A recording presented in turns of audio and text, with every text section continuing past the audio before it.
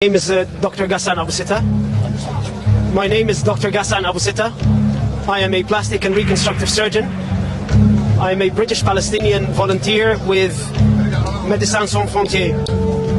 This morning, upon the request of Al Ahli Hospital administration, I moved from Shifa Hospital to Al Ahli Hospital to help out with the treatment of some of the wounded, as the number of wounded had exceeded the number of beds in the hospital.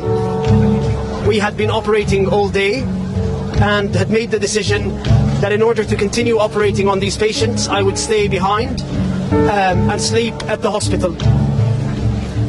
In the evening, after we finished one of the surgeries, we heard a missile screech following by a huge explosion.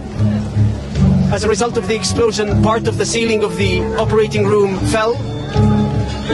As I moved towards the outside of the operating room and towards the emergency department, we could see bodies of children piled up, both dead, not moving, and wounded. There were several who had been amputated. I tended to a man who had his leg blown off at the thigh. We then carried on trying to resuscitate the patients. When the ambulance came, I decided to help out by carrying one of the wounded who had had a shrapnel in his neck into the ambulance. As I was walking towards the ambulance, there were body parts everywhere, and there were bodies piled up in the courtyard of the hospital.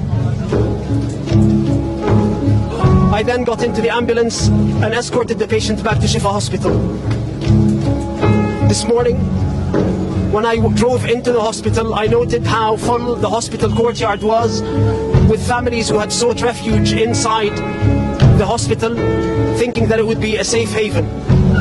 It's these very same families who are now either dead or critically wounded as a result of this attack. This is a war crime that the world has seen coming. Israel has been warning the entire world that it was going to attack Palestinian hospitals, and it did exactly that. Every Western politician who has declared unconditional support for Israel's war effort on the Palestinian people has the blood of these children on their hands. That unconditional support is what led us to this massacre.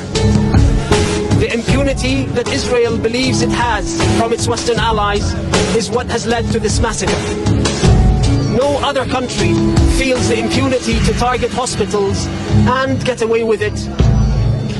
What happened today is a war crime, and if the Israelis get away with it again, then more war crimes will be committed and more hospitals will be targeted.